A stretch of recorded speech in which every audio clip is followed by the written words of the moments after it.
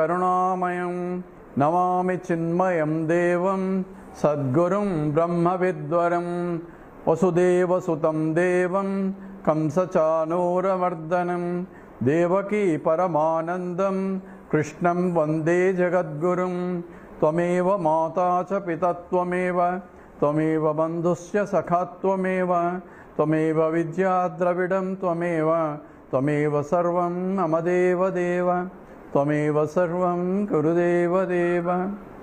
Hari Om. We are doing the Panchadashis, the chapter 7, and it is a Trupti Deepa Prakaranam, a contentment that is achieved by a Jivan Mukta by having self-realization.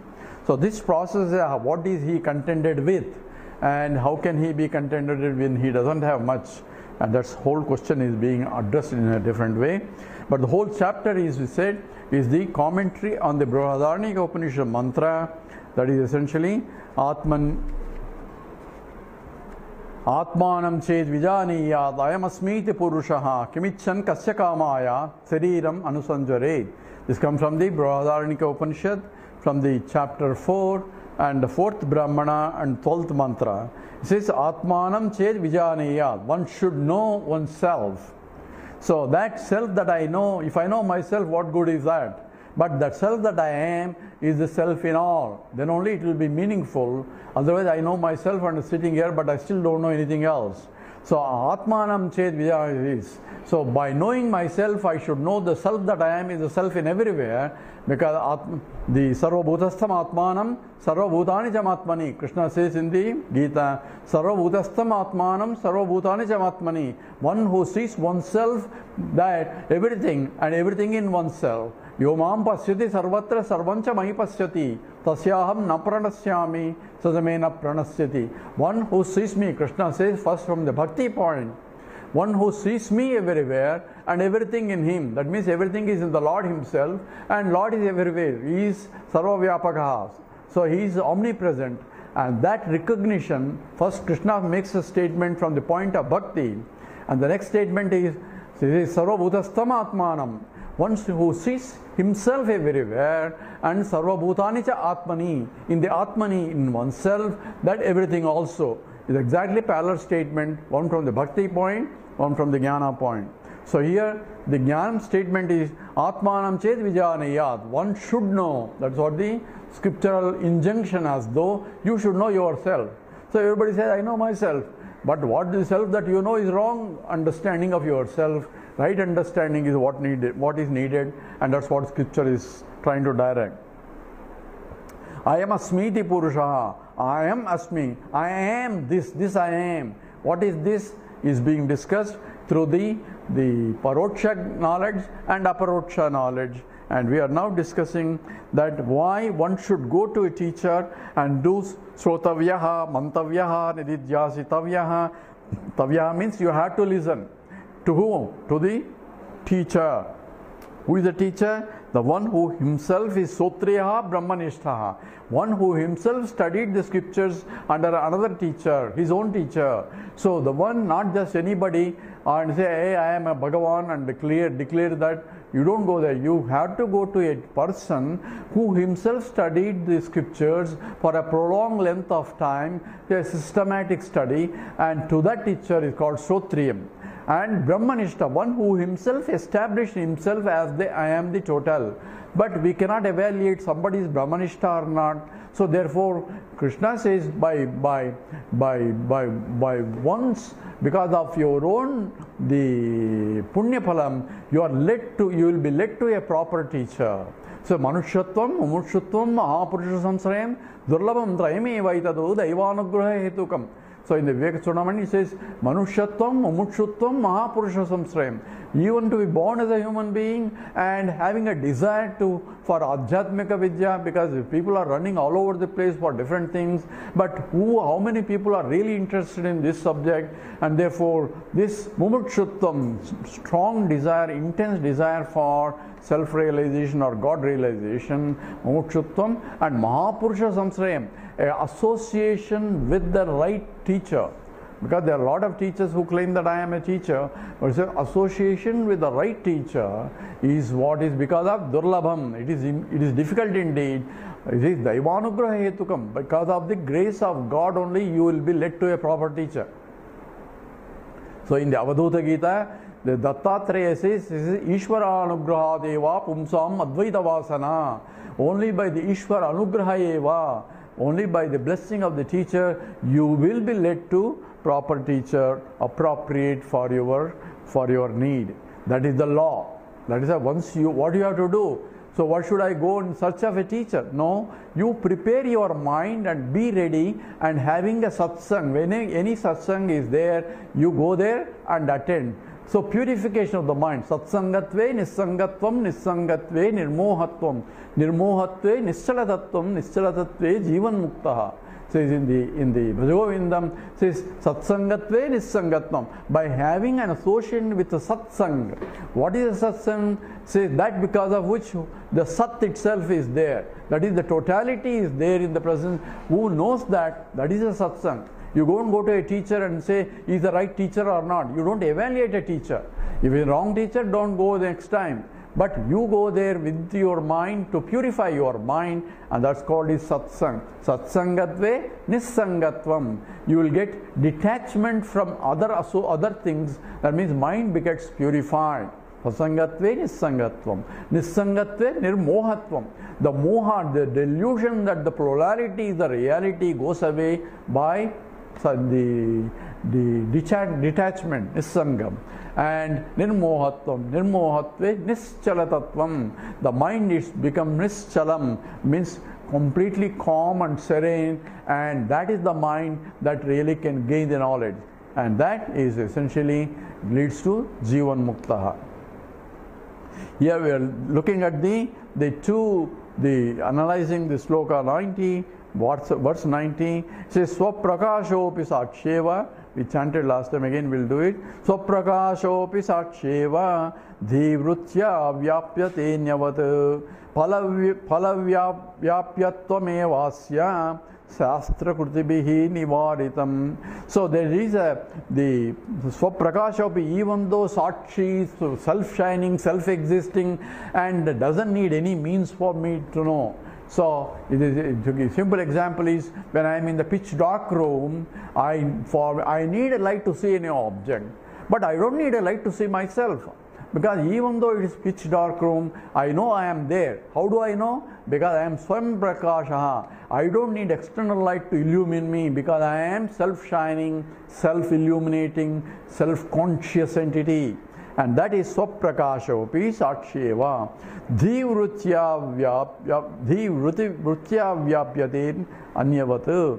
So the anyavat, just like any other objects, dhivrutyapyate. So there is a jnana vrutti, vrutti vyapti is there. Only difference is, because Swayam Prakashaha Sakshi Gabati, so for that reason, Palavyapyatvamevasya Shastra Krutibihi Nivaritam. Only Palavyapti is not there. Why? Swayam Prakashaha Sakshi.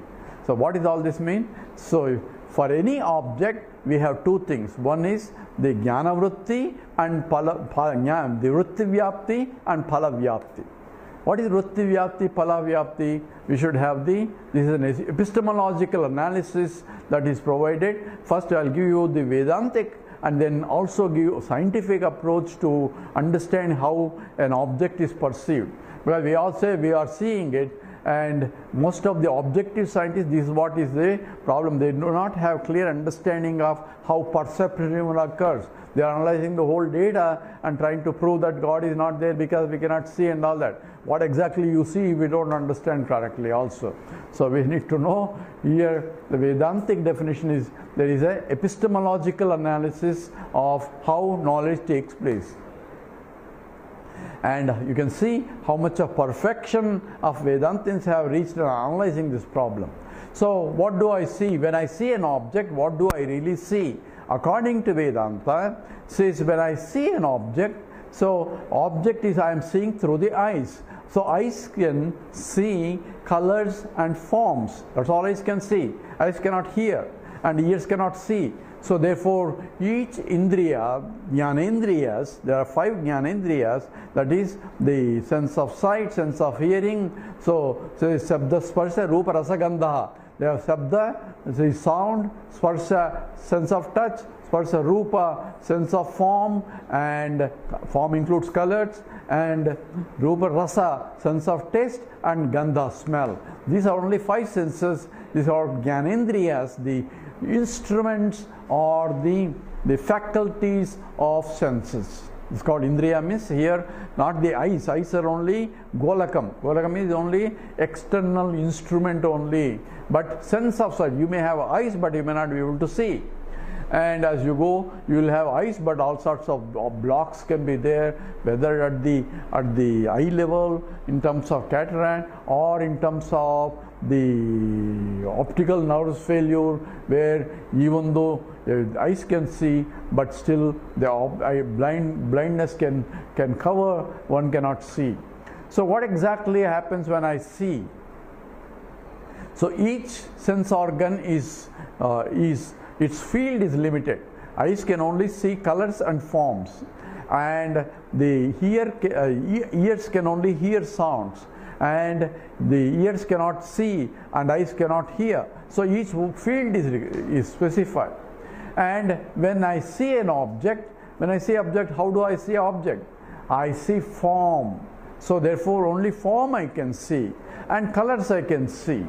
So the colors and forms only eyes can see. So according to Vedanta, the mind along with the sense organs goes to the object and grasps the object, and that object forms a vritti. Vritti is a thought in the mind. How thought in the mind? Because the mind is going along with the sense objects. Sense organs. Sense organs can only see their respective fields of application or the respective field of operation. So eyes can grasp the forms and colors. That's according to the eyes capacity. And ears can go along with the mind and hear the sounds which you may not be able to see also, but you can hear. In the next room, I don't see anybody. I can't see because the walls are there, but I can hear. They're making noise. So that I can hear through the sense of ears. So the idea is the mind along with the sense organs goes and grasps the object, and that forms a vritti in the mind, because the mind is also going. That's called vritti vyapti. Vritti vyapti means object is engulfed by the thought of the object. So when the thought forms, thought content of the object is the object plus its attributes. So that is called vritti vyapti. So every object that I see, I have the thought of the object. So when I see a chair there, so the mind along with the sense of sight is grasping as a thought, and therefore a thought is in my mind. Chair is out there, but thought is in my mind. Thought is of what? Thought is the attributes of the chair. What is the eyes can see? Eyes do not see the substance. Eyes can only see colors and forms. So colors and forms are the attributes, not only the attribute, they are only reflected attributes of the object. And that forms a thought. And the contents of the thought are nothing but the attributes of the chair. What about the material? Material cannot be grasped by the senses. And so, say, can the mind grasp it? Mind is a subtle and the other one is a gross. So, you cannot grasp by the subtle things about the grasp. So, what exactly is the knowledge is? So, when I see a chair there, you say the chair is out there, but the chair is out there is only a thought in your mind. So, thought in the mind is called vritti vyapti. So, for every objective knowledge, vritti vyapti is there. That's called jnana vritti, because every vritti associated with the jnanam. That is essentially vritti vyapti. Then what happens? Then the consciousness that I am, the subject, illumines the thought, and get that essentially illumination by the consciousness. Means the light of consciousness joins with the existence expressed as the thought of in the mind, and therefore I am conscious of the existence of the thought. And the thought content is, say for example, chair. So I am conscious of the existence of chair, and also space also. So I am conscious of the existence of the chair out there. So the consciousness that I am is uniting with existence expressed as the object out there. So it is the Chit and Sat part joining together, and therefore I say that I am conscious of the existence of the thought, and therefore I am conscious of the existence of the chair out there. But all that is in my mind. Out there is also in my mind only. So therefore there is a palavyapti. When that comes, a thought, the consciousness gets reflected, just as the light is reflecting by the chair, consciousness gets reflected by the thought, and that takes the entities of the thought and back to the mind. So in the mind there is also another spontaneously raises a vritti that's called the palavyapti, the fruit. Fruit means the result of that this is a chair. So I know this is a chair. So I am the knower, the subject, and this is a known. This I am the knower spontaneously raises, and whenever there is a thought coming back, a reflected image of the consciousness joining with the vritti existence of the thought. So it is not again another vritti process or all that. It's not like another vritti, then we will be having a infinite regress, because then I have to join another vritti into another vritti and another vritti in order. So what happens is, this spontaneously raises that I am a knower, that I know this is a chair. First is, this is a chair. That is a thought that raises in the mind. Now I know this is a chair. So I know this is a chair is another thought as though, that called aham vritti by Bhagavan Ramana Maharshi. So aham vritti and idam vritti, one is called palavyapti, another is called vritti vyapti. Same thing is called, another is palam, is immediately rises the fruit that I know this is a chair, and this is a chair is one thought. So chair may be there, but for me to know that the chair there or not, I have to see. Without my seeing, existence of the chair is not established. Chair may be there. If I am blind, obviously I cannot see the chair. If it is dark, I cannot say whether the chair is there or not. Chair may be there. So it becomes an indeterminate knowledge until the consciousness that I am is uniting with existence expressed as the thought in my mind, for me to be conscious of the existence of the thought, therefore for me to be conscious of the existence of the chair. So that is called the vritti vyapti and palavyapti. Vritti vyapti is mind going along with the senses, forming a vritti, forming a thought. Palavyapti is that becomes a knowledge when the consciousness join with it, and therefore that's called palavyapti.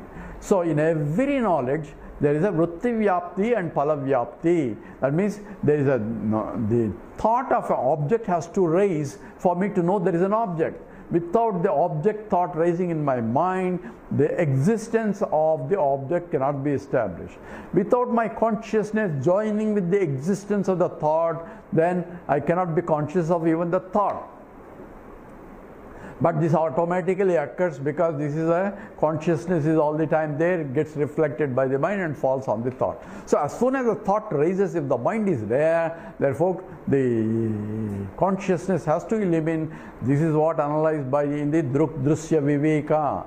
And here the statement is for every anyavatu. Anyavatu means like any other object, there has to be jnana vritti and palavyapti, like in all the objects. So jnana vritti is there. It says even though sakshi is a prakasham, vritti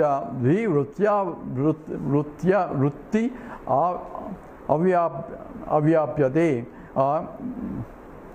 vritti vyapti Anyavatu. The vritti vyapti anyavatu. So the vritti vyapti is where the crystallization of the thought in the mind happens when there is a objective knowledge. This is only, I gave a chair example. This is true for every objective knowledge. Every objectification involves there is a object and the jnanam has to reveal it. So for revelation, these are important. One is object is required. That's called prameyam. And the other thing is the subject is required. That is a pramata. And the connection has to be established between the pramata and prameyam. And that pramata and prameyam is through a pramana. And pramana is means of knowledge that removes the ignorance of the existence or non-existence of the object out there. The chair is there, so I won't know unless I see. When I see, seeing is a pramana or a means of knowledge that eliminates the darkness that is covering. So I discover that there is a chair out there. So any discovery is essentially removal of the cover by a pramana. A pramana is a means of knowledge is required in order to do that. So seeing is a pramana for discovering the objects that are having a forms and colors. Hearing is a pramana for discovering something that I can hear, the objects that are making noise. In the same way, tasting is a pramana for discovering the taste of any object that I taste. And the same way, sense of touch, sense of smell and all that. So for every objective knowledge, jnana vritti is required. This is true for chemistry knowledge or physics knowledge or any objective knowledge, either through the senses or through the mind itself also for any objective knowledge. So jnana vritti is required to eliminate the ajnana vritti. So we are using the term. So jnana vritti eliminates the ajnana vritti. So this is a mean. Jnana vritti forms through a pramana for a means of knowledge. Means of knowledge is required to eliminate the ignorance that is covering the object. So I don't know the law, gravitational law. So there is an ignorance covering that law of gravitation. So when I was taught about the gravitation law, it's not something to see, but something to understand. But there is a jnana vritti is required, a thought process is required to remove the ajnana vritti, the ignorance about the laws of gravitational law. And when the teacher teaches me the gravitational laws, then that is a means of knowledge. If the teacher may teach, but I have to hear. So I had to be there. A pramana has to operate not only by a sabda. When his sounds are coming, I have to translate that language into a knowledge, and that is what is the language of the communication.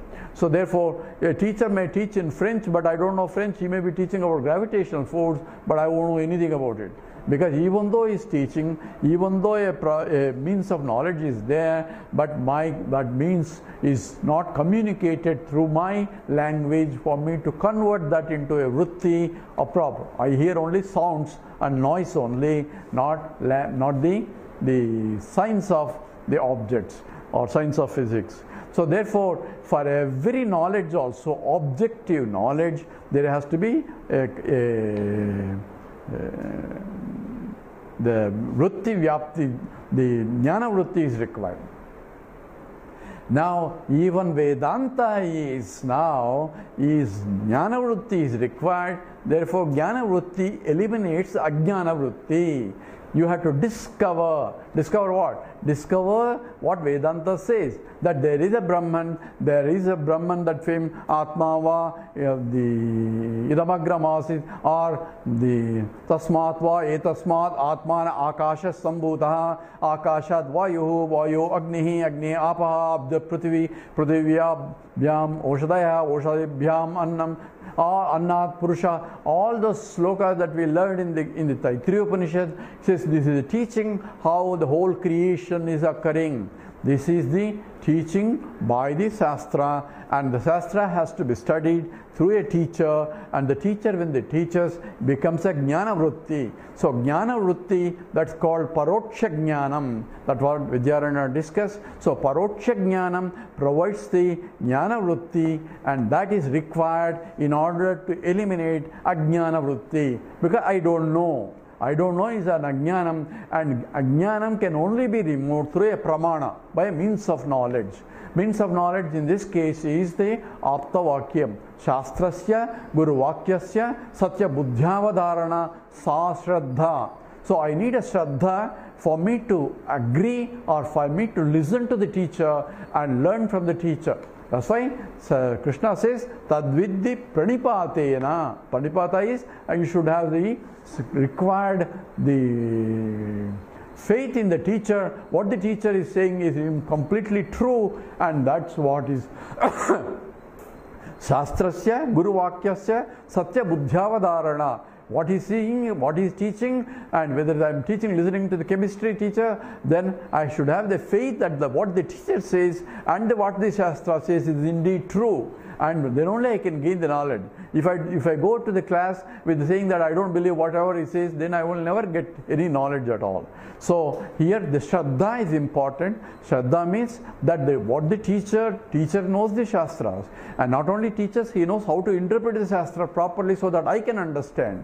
So therefore all that is important is specified by word Shraddha. Shraddha means is a faith, not the belief. Belief is a wrong translation of Shraddha. Shraddha means faith that this is a hypothesis is required, that as a working hypothesis, I should go to a class with an understanding that the teacher is going to teach me correctly the truth about the Shastra. That Shastra, the teacher has studied the Shastra. All that is implied when I go to a teacher. Same thing applies when I go to Vedantic teacher. So when I go to Vedanta teacher, I should have the complete Shraddha, and this more Shraddha than the objective sciences, because this is something that he has to teach which cannot be taught any other way. Because in the case of objective sciences, I can go to library and read all that. So someone went to Swami Chinmaya and says, why do I need a library? Why do I need a teacher? I can go to a library and study. So Gurudeva says, why are you asking me that question? Go and ask the library that question. So even that question whether is to ask the teacher only. So that the teacher is required because I have wrong notions about myself and the wrong notions about the world, wrong notions about myself and the relation with the world. Only to eliminate the wrong notions, I need the proper teaching. A methodology is required, and therefore that's why the scripture insists that you go to a teacher. So therefore every objective sciences has the jnana vritti that eliminates the ajnana vritti. But in the case of the objective knowledge, there is a phala vyapti, because when I see a chair and I see the chair, it forms a vritti, jnana vritti in my mind that this is a chair content. But phala vyapti comes when consciousness joins with the existence expressed in the vritti, for me to be conscious of the existence of the thought, and therefore conscious of the existence of corresponding object, related object. Because every object, every thought has a locus of the object out there. So therefore there is a phala vyapti. But in this case there is no phala vyapti. Why? Because phalam is an objective knowledge. Objective knowledge means, yes, I know this is a chair, I know this is a table, I know this is the chemistry, I know biology, I know physics, all that are objectified, so I can repeat in biology and so on. So in every objective knowledge there is a phala vyapti. But this doesn't have a phala vyapti because I cannot know Brahman. The very funny thing is, I want to know Brahman, but I cannot know Brahman. Why I cannot know Brahman? Number one, it is infinite. Only finite things you can know. Chemistry is finite, which is different from physics. Therefore, being different from physics, it's already finite. So therefore, in the case of all objective knowledge, because of the finiteness associated with it, therefore it is an object of knowledge. Whereas the Brahman cannot be an object of knowledge because Brahman is infinite. So what should I do? You say, tad vijnanartam sa gurumeva vigachet. For that knowledge you only approach a teacher. What is the knowledge? That you cannot know. which if I cannot know, what good is that for me going to the teacher? He says, he knows how to teach because you are objectifying it. He has to use the word, you has to use the Jnanamutti for you to discover without any palavyapti. Because pala means nothing but your own self. If there no, he cannot show this is yourself. When say this is yourself, that is not this. So he has to teach in such a way, the mind has to drop this objectification and run. This is the greatest obstacle for self-realization. Well, everybody studies Vedanta and then they go after looking for Vedanta in the sense of looking for Brahman. So everyone has understood, sir, I understood. What should I do now? Now you sit down and meditate. That means I have not understood. You have to go back to this, study some more. What does it mean? Why it's so? It's because it's not an objectification of that. Because you are that, there is nothing to understand. All you need is drop your wrong notions about yourself. That's all is required. And that for that understanding only the Jnanavrutti is required, but there is no palavyapti. So the greatest obstacle for self-realization is objectification of the Brahman. So someone went to Gurudev and asked, sir, I understand Brahman. I understand, I have been attending Vedanta classes for a bit time. I understand that I am Brahman, but how come I am still suffering? So then he says, how come you are suffering? That's also my question. Because if you understand the Brahman, you cannot suffer. That's the reason for studying Brahman. So if you are understanding that, what good is that understanding of Brahman means? It means I am not really completely understanding. This is what the Mr. Jones story that what they taught. One says Mr. Jones somehow got the misunderstanding that he is a rat. So say I am a rat. So because he is a rat, he has to hide behind the closet whenever he sees a cat. So he was hiding whenever he sees, he ran into the closet and hiding until the cat goes away. So when his wife saw that, he says there is some problem with this guy. So he took to a psychologist and says, psychologist, why are you hiding in the closet? Because I am a rat. So they say, you are not a rat, you are a human being. Rat looks like this, human being looks like that, you don't look like a rat. So he said, but I am afraid I am still a rat. So many sessions are over thinking that I am not a rat and I am a human being. Mr. Jones understood what? I am a human being, I am not a rat because I don't look like a rat. I understand clearly now. So that understanding, paying of course heavy dues to the doctor, he went back home and suddenly saw a cat there, sitting there, waiting as though for him, and he ran back to the doctor. Says, what is the problem? Sir, I understand clearly that I am not a rat, I am Mr. Jones, I am a man. Then what is the problem?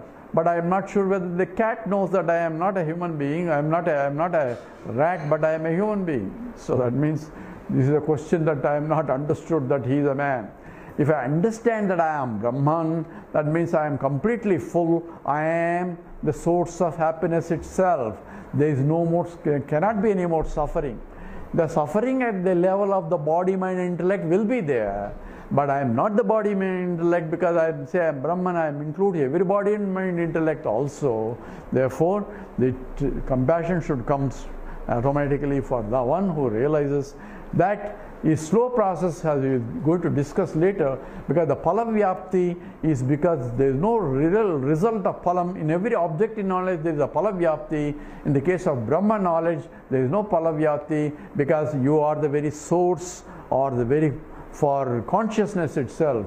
I cannot illumine the consciousness, and that's what is going to be discussed in the next sloka. So that's why, so anyavatu, in all other objective knowledge there is a jnana vritti and eliminates the ajnana vritti. So jnana vritti is required. So study of scriptures is required, and study for a prolonged length of time. So you cannot say scripture is not needed. That's only lack of understanding of what is involved in the self-realization. So it goes to the next sloka, you will see 91 sloka.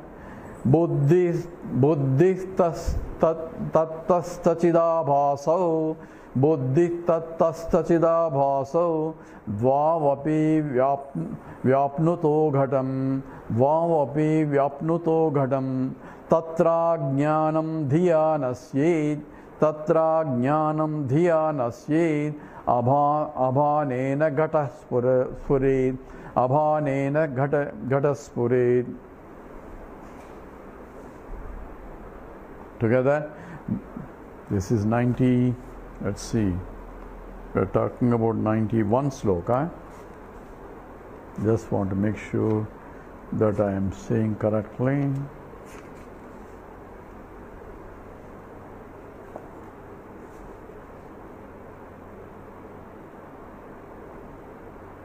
Okay, that's right. Let's stand together. Buddhi tattasthadida basau dvavapi vyapnuto ghatam tatra jnanam dhyanasyeed abhanena ghata spuret. So just now what I discussed with respect to the objective knowledge is using a ghata. Ghata means a pot. Pot example, instead I gave a chair example. He gives a pot example to show that there is a jnana vritti and jnana vyapti, vritti vyapti and phala vyapti. So buddhi tat stha chidabhasau. So that which is stha, as in the buddhi, intellect, and the intellect in which it is chidabhasa, the reflected consciousness is there, like the moon is there, and the reflected moon is reflection of the moon is also with the moon only.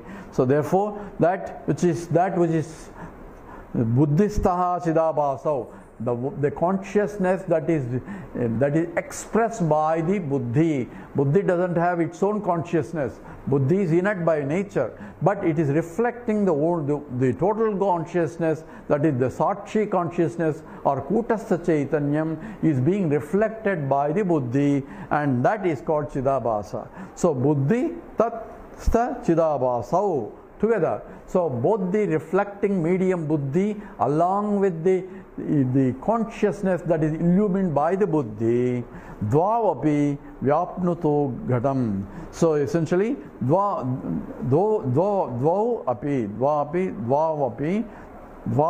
or dvavapi, the both of these, that means both the intellect and chidabhasa. Ghatam vyapnutaha. In the case of pot knowledge, how pot knowledge goes in the mind along with the sense of sight is grasping the object pot, and that's how the pot vritti comes, and that's called vyapti, vritti vyapti, and that's called ghatam vyapnutaha. Ghatam vyapnutaha means knowledge of the pot in the form of the vritti. That's what essentially is or involved in that. Tatra, therefore, dhiya, by the knowledge of the thought of pot, ajnanam, it says gata ajnanam nasyed, says it gets dissolved. Abhanena, by the reflected consciousness, gataha spuret, the pot is known. Phala vyapti, for objective knowledge takes place. So he is giving an example of a pot knowledge. How does pot knowledge takes place? That's exactly what I described in terms of a chair. He says buddhi and the chidabhasa, the reflected consciousness, and together along with the senses also, sense of sight, the go grasping, that's called essentially Chaitanyam aspect. Chaitanyam involves the Pramatra Chaitanyam and Pramana Chaitanyam and Prama Chaitanyam and then Prama Chaitanyam. All four Chaitanyams. Chaitanyam means existence of a, here Chaitanyam we call it a Prama. Prama is object. Object doesn't have Chaitanyam, only existence expressed as the consciousness there. So what is the process involved? This is the Dvam, Buddhi along with the conscious illumination. That means Chidabhasa also going, because otherwise they cannot go. The Buddhi cannot go. That means mind is going. Buddhi is going along with the Chidabhasa, reflected. Wherever the mind is there, reflection occurs, because consciousness is everywhere. So it's going there and grasping the object. And that's how the Ghatam Vyapnutaha, that's how the Ghata Vyapti, Vritti Vyapti occurs. Tatra, Dhiya, by the knowledge of the thought, then when it forms, then it says the Dhiya, by the knowledge, Ajnanam, Gata Ajnanam Nasyet. Abhani, by the reflected consciousness, Gataha Spurit. So what happens when the vritti forms, then the reflected consciousness that is falling on the vritti as though getting reflected back to the mind. So thought is raising in the mind. So object thought is raising, but the subject thought also comes into picture by illumining that thought by the consciousness and getting reflected back to the mind. So spontaneously that occurs, because whenever the object rises, immediately reflection occurs, and this object being a subtle, therefore reflection is immediately occurs by the consciousness, and therefore a consciousness that this is the vritti is automatically known, because this is the phalam, the result. The contents of the vritti is known by the spontaneous knowledge that I am the knower of this vritti, and this is a pot, therefore gata vritti, this is a pot. So I know this is a pot, automatically raises in the mind. So subject I rises as soon as the object thought comes into picture. Object thought is the vritti vyapti, and this is subject is the phala vyapti. Both is occurring. The second one occurs spontaneously. The first one is a process involved where the mind has to go, and there's an environment should be conducive enough. The light should be there, the object should be there. I should keep my eyes open, and the mind should be behind. All that is involved for going that, and this is all is involved in the case of how, according to Vedanta, the knowledge takes place. Science only differs a little bit only in terms of formation of the vritti. According to science, it is not the mind that is going there. The light is falling on the object, getting reflected, and forms an image in the retina, which is transmitted by the optical nervous system to form neurons, which are essentially charged particles, and that's all the objective sciences can tell you. After that, Lord has provided a code, a program code that converts the input from the neurons into a thought, a subtle software. So from hardware, electrical charge, a software is formed, a vritti is formed. After that, it is the same theory because the objective scientists cannot have any more tools to analyze even the thought or the mind. So therefore they can stop up to neurons, and then somehow knowledge takes place. Somehow means they don't know, and they cannot even know. Why? Because the objective tools are not amenable to analyze the subject thought that are arising in the mind. And that's why the phala vyapti, vritti vyapti. So gata vyapti occurs in whether the image comes into the mind and forming an image, and the thought in the mind, and the thought is whether it forms through process of a science process or through the mind running around and through the objects, through the sense organs, through the sense gyanendriyas, I can grasp the object and form the thought. Either way, thought has to form. Once the thought forms, the objective scientists have no business. Or no business in the sense that they have no tools to analyze. Even thought itself, they have no tools to analyze. And they say with the thinking, they say there is no God or nothing else. But there has to be a program code. Without we are familiar with the software and hardware. They say hardware is, when you program it, it's only a program in terms of plus minus electrical charges only when you press the buttons and all that. But that has to be converted into software that the machine can understand it and give me back a result that I can understand it.